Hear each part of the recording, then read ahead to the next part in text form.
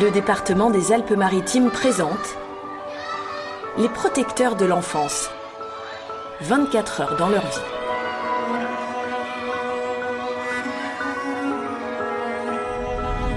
Beaucoup d'espoir, de la joie. Ça y est, c'est parti.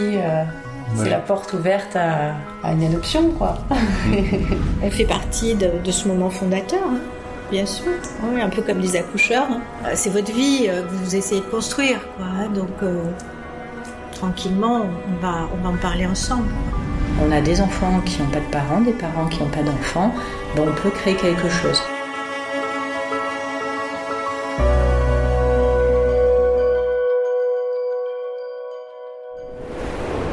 Dans cet épisode, vous allez entrer en immersion au cœur du service de l'adoption, au plus près du quotidien des agents du département.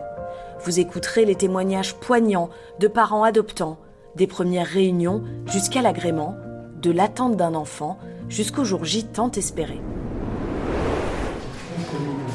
Quand on veut adopter un enfant, ça commence souvent comme ça. Bon, du coup, on va commencer la réunion.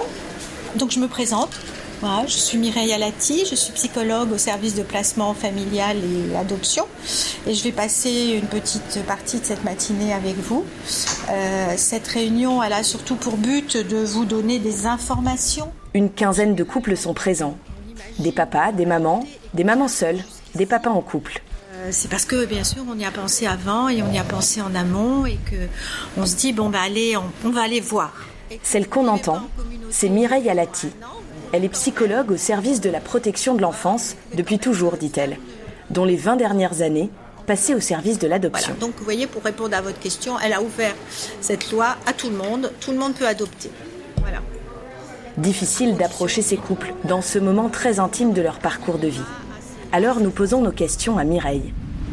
À ce stade-là, c'est le moment de quoi ? C'est le moment où on a eu un parcours peut-être compliqué. Alors, c'est le moment où ils y ont pensé déjà depuis un certain temps.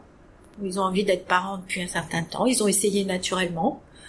Parfois, ça a marché. Parfois, ça n'a pas marché. Quand ça a marché, ça a pu marcher une première fois et pas une deuxième.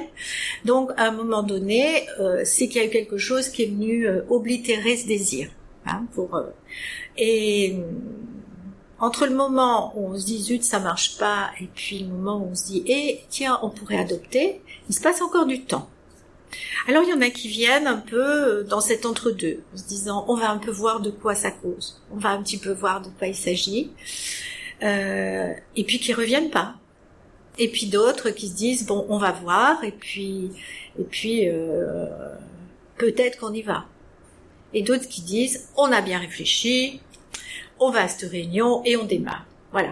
Il y a un petit peu tous ces cas de figure. Et justement, l'intérêt de cette réunion, c'est qu'elle puisse offrir ce panel de possibilités à chacun pour ensuite avoir la liberté de choisir. Ce qui nous a tourné vers l'adoption, c'est finalement des difficultés à avoir un enfant de façon naturelle. Sébastien et Amélie ont eux aussi assisté à cette réunion il y a quelques années. À l'époque, leur tentative d'avoir un enfant naturellement échoue les unes après les autres. En fait, on est passé directement au FIV. FIV, et puis après avec don d'ovocytes. FIV, ensuite FIV avec don d'ovocytes, exact. Et sans aucune réussite, on va dire. Mais même dès le départ, on a parlé d'adoption, en disant si ça marche pas, est-ce qu'on veut adopter ou pas ? La question s'est posée dès le départ et dès le départ, on s'était dit oui, si ça marche pas, on lancerait le processus d'adoption. Pour adopter un enfant, Sébastien et Amélie ont dû obtenir un sésame, l'agrément. C'est le département des Alpes-Maritimes qui le délivre, mais avant cela, il y a des étapes à franchir. Beaucoup d'espoir, de la joie. Ça y est, c'est parti. C'est la porte ouverte à une adoption, quoi. Une porte qui en réalité peut mettre un certain nombre d'années à s'ouvrir. Les couples doivent d'abord remplir un dossier d'agrément. 9 mois sont nécessaires au département pour rendre sa décision. Je leur dis que c'est un processus qui est long et que c'est des grossesses pachydermiques parce qu'on attend cet enfant pendant un paquet d'années et puis parfois il vient alors effectivement très rapidement et puis c'est le tsunami à ce moment-là, quoi, parce que ça se passe toujours très vite cette annonce. Pour avoir cet agrément, là encore une fois, la loi préconise des entretiens et demande des rapports à la fois psychologiques et des rapports socio-éducatifs. Donc, on rencontre des travailleurs sociaux et on rencontre des psychologues. Et il y a à peu près 4 ou 5 entretiens qui se passent ici, donc au département, et une visite à domicile. Donc il mesure l'écartement des barreaux du balcon pour vérifier si un enfant risque de tomber ou pas. Si c'est aux normes. Il mesure la hauteur de la rambarde, il mesure toutes les... S'il y a une place pour l'enfant, est-ce qu'on est pas forcément un appartement grand, même si c'est petit, juste est-ce qu'on est prêt à laisser une place à cet enfant? Ils nous disent, vous allez devoir vous poser ces questions pour remplir le dossier de demande d'agrément. Est-ce que, imaginez l'enfant que vous souhaitez accueillir, dans quelle tranche d'âge est-ce que c'est possible? Est-ce que cette tranche d'âge est réaliste par rapport à votre situation familiale, selon votre âge, etc. Est-ce que vous êtes prêt à accepter un handicap qui peut être pris en charge médicalement ou qui ne peut pas être pris en charge médicalement, enfin soignable en quelque sorte? Alors je leur dis toujours, ne me faites pas un curriculum vitae, vous passez pas un examen là. C'est votre vie que vous essayez de construire, quoi. Donc tranquillement, on va en parler ensemble, quoi. C'était important de le savoir parce que l'idée, quand un enfant arrive, si ça correspond pas du tout à ce qu'on pense, c'est plus difficile de s'attacher. Ça arrive, mais voilà, il faut en sorte que ça colle tout de suite, le plus vite possible, que dans l'intérêt de l'enfant, bien sûr. Mais pour nous aussi, c'est notre intérêt aussi. Je crois que c'est pendant le parcours qu'on a vu le film « Il a déjà tes yeux ». C'est 2 parents noirs qui adoptent un enfant blanc. Voilà. Et du coup, en sortant de ça, on en a ri et c'est vrai que je crois que pour nous, ça a débloqué quelque chose. On avait marqué, il me semble, toute ethnie, moins de 3 ans. Mais ça, pareil, c'était pendant la suite du processus. Non, on avait dès le départ. Mais il y avait juste ces 2 phrases, il me semble. Okay. On n'avait rien mis de plus. Parce qu'on ne savait pas trop. Sébastien et Amélie ont plutôt bien vécu ces entretiens pour obtenir leur agrément. Pour eux, ces échanges avec la psychologue et l'assistante sociale ont été l'occasion de se poser les vraies et surtout les bonnes questions sur leur projet d'adoption. Oui, c'est un peu stressant parce que c'est un peu l'inconnu, on ne sait pas trop comment ça se passe. Enfin, même si on a une idée. Mais c'est beaucoup dans la bienveillance. On s'est pas du tout senti évalué comme un entretien d'embauche ou quoi. Le sentiment que j'ai eu, c'est qu'il cherchait à savoir qui on était pour savoir s'il pouvait nous confier un enfant, mais pas de nous noter, voilà.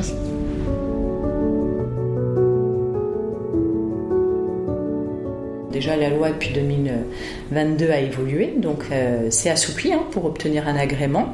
Elisa Père, chef du service adoption au département des Alpes-Maritimes. On n'a plus besoin d'être marié, donc c'est un peu une évolution de la société aussi, parce que c'est vrai que c'était quand même, on va dire, une posture qui était un petit peu plus sous une autre forme de ces quelques dernières années.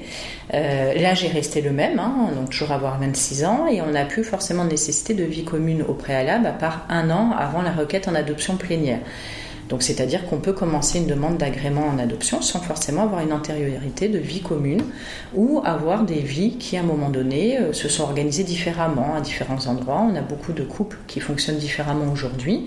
Pas forcément besoin d'être mariés, de vivre ensemble pour pouvoir déposer un projet ou avoir ce désir d'être parents. Au bout de 9 mois, le dossier de Sébastien et Amélie est passé en commission d'agrément. C'est Elisa Père qui la pilote. Alors du coup, on est sur notre commission agrément adoption ce matin. On va donc faire un petit tour au niveau des présents. Et puis après, on a 4 dossiers qui vont être présentés. Donc dans nos 4 dossiers, on a des premières demandes qui sont au niveau donc, d'un couple.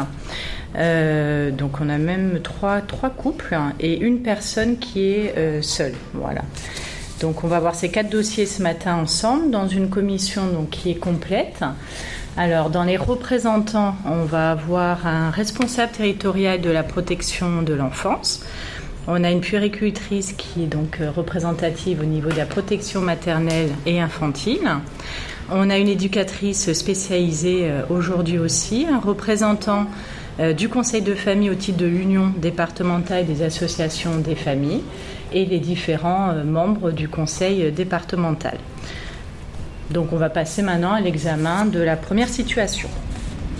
L'essentiel, je pense que c'est vraiment ça qu'on va nous évaluer et que les candidats amènent à voir. Il y a leur parcours, il y a leur histoire, voir ce qu'ils en ont fait et comment aujourd'hui ils sont aptes à pouvoir accueillir un enfant.